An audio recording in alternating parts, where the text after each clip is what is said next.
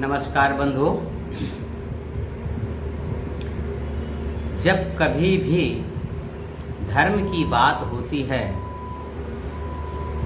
तो बहुत से जो अपने को बुद्धिजीवी कहते हैं वो नाक भौं सिकोड़ने लगते हैं। कहते हैं धर्म तो खून खराबा कराता है, धर्म तो पिछड़ेपन की निशानी है।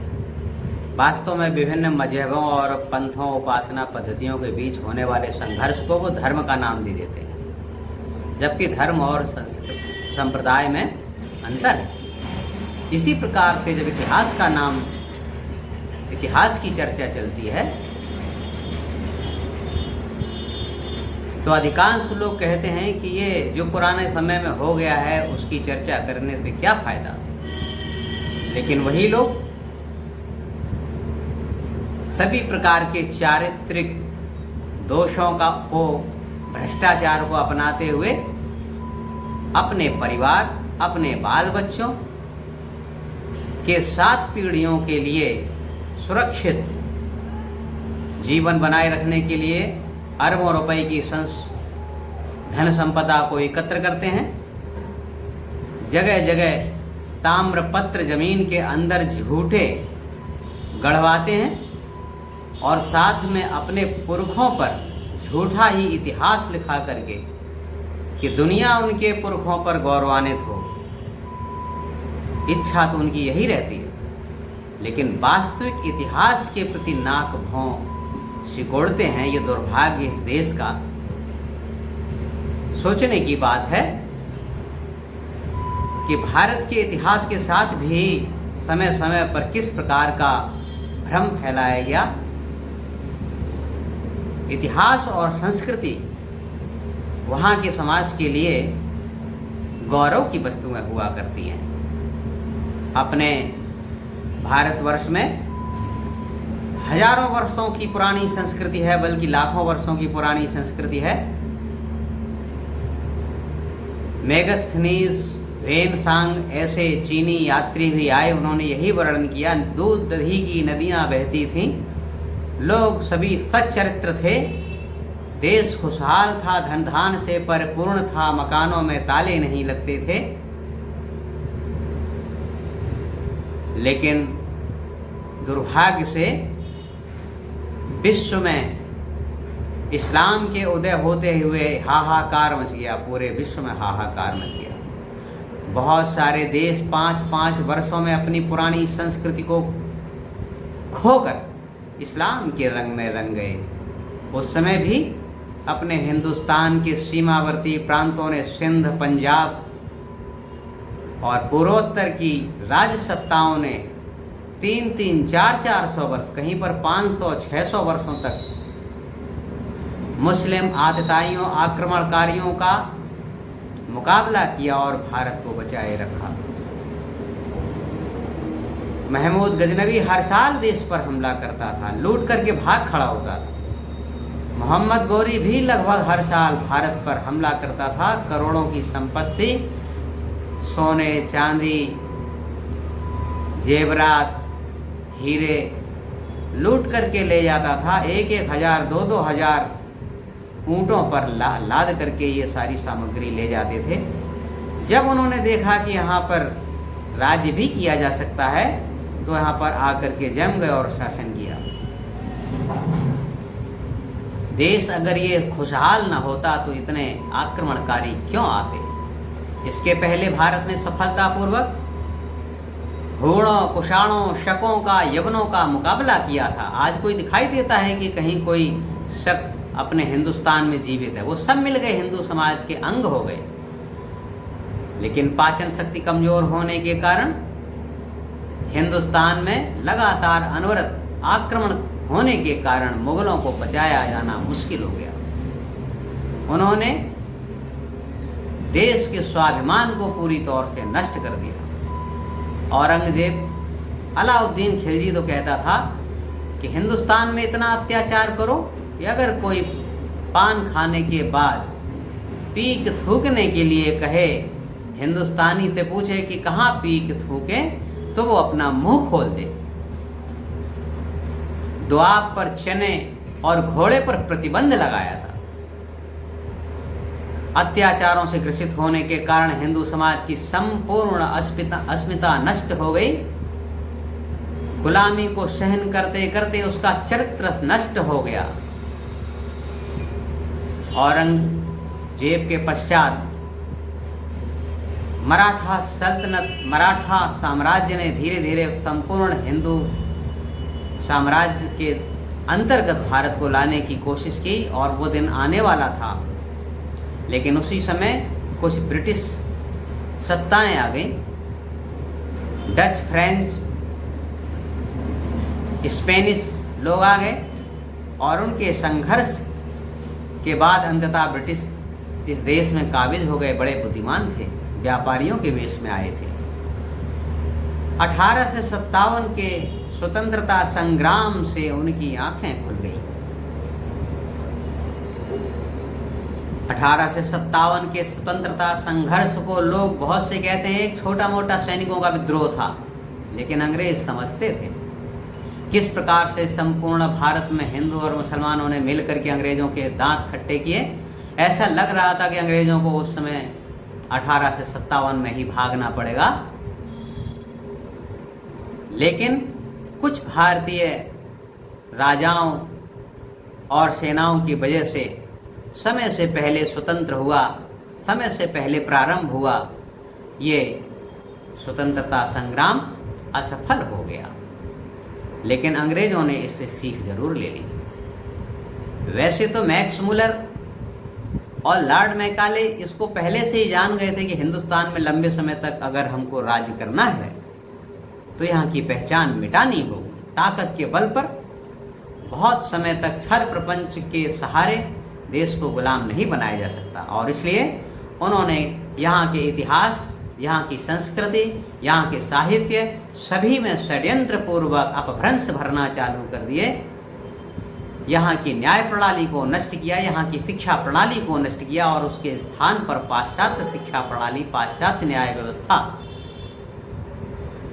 शासन की जोर जबरदस्ती के द्वारा यहाँ पर फैलाई। परिणाम स्वरूप हम अपने आप को भूल गए। अंग्रेज अच्छी प्रकार से समझ गए थे और इसलिए यहाँ हिंदुस्तान में जो अनेकता में एकता, विविधता थी, उस विविधता को उन्होंने हवा देते हुए मतभेद का रूप दे दिया। क्या क्या उन्होंने षड्यंत्र किए, इतिहास के साथ कौन कौन से भ्रम पैदा किए। देश तथाकथित रूप से कहा जाए आज़ाद होने के 70 साल व्यतीत होने के पश्चात आज भी लोगों के मन में वही भ्रम कायम है। लोग आज भी मानते हैं, जबकि सबूत कुछ भी नहीं है, कि आर्य बाहर से आए। बिना सबूत के आर्य बाहर से आए मान लेते हैं। सैकड़ों सबूत होने के बाद भी ये नहीं मानते कि आर्य यहाँ का मूल समाज है। आर्य यहीं से दुनिया के अन्य देशों में गए, ऋषि मुनि यहाँ से गए। लाखों वर्ष का इतिहास कहता है हमने कभी भी किसी दूसरे देश पर हमला नहीं किया। यहाँ पर ऋषि मुनि गए, अपने चरित्र के द्वारा लोगों को शिक्षा दे करके भारतीयता का प्रकाश पूरे विश्व में फैलाया। धरती के हर क्षेत्रों में, हर जगह पर आज भारतीय संस्कृति के कुछ चिन्ह मिलते हैं तो यहाँ के ऋषि मुनि ही पूरे विश्व में गए थे, सेनाएं नहीं गई थी। भारत एक अत्यंत प्राचीन देश था। अंग्रेजों ने क्या क्या भ्रम भरा। भारत एक प्राचीन राष्ट्र नहीं है। लाखों सालों की संस्कृति को 2-3 हजार वर्षों के अंदर उन्होंने समाहित करने का प्रयास किया। एक उदाहरण देना पर्याप्त होगा। आज गुरु शंकराचार्य ने भारत के 4 छोरों पर 4 मठों की स्थापना की थी। वहाँ आज भी समय के अनुसार कब कौन शंकराचार्य हुए, गुरु शिष्य परंपरा कायम है।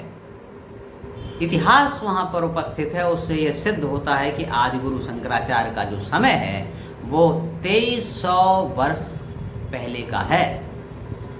लेकिन 788 ईस्वी में जन्म को दिखाया गया।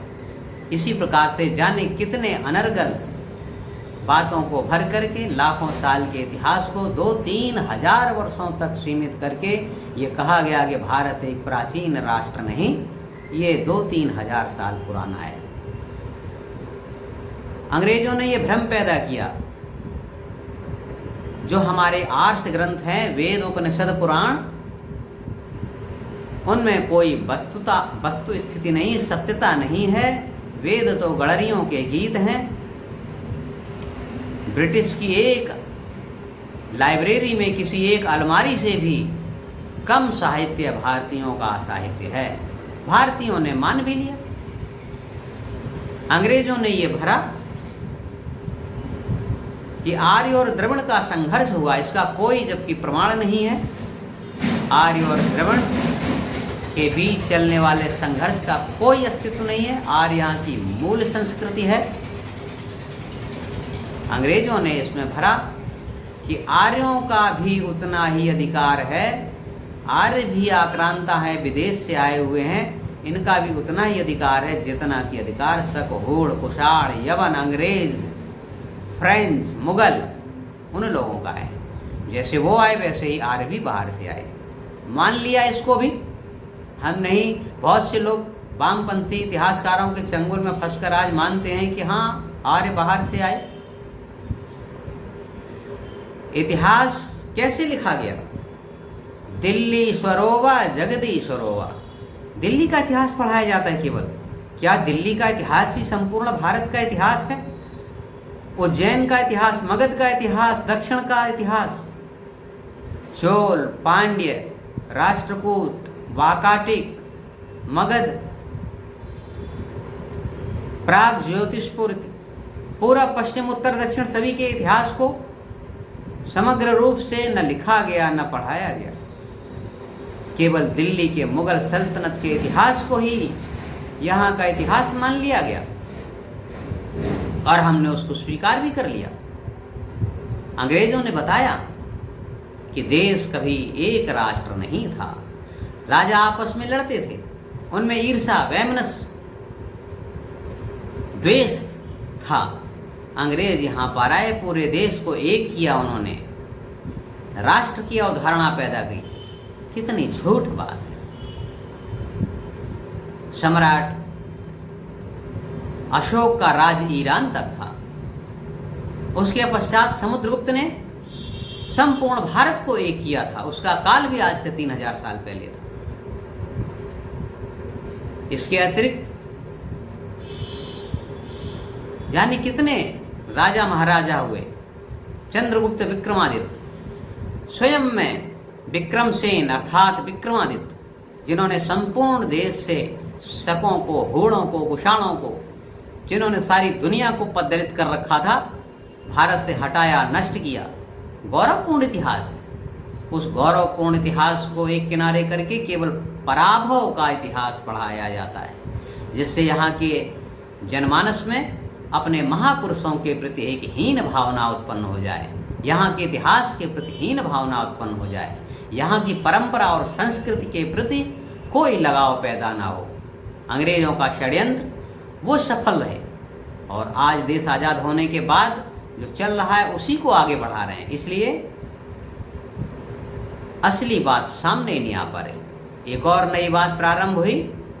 अंग्रेजों के षड्यंत्र से ग्रसित होकर 1947 के बाद आए देश की सत्ता ने भी कहा कि हम अब देश का निर्माण कर रहे हैं। Nation in making. नेशन के पिता महात्मा गांधी 1947 में ये देश 1947 से ये देश बन रहा है। कितना अहंकारी विचार था उनका।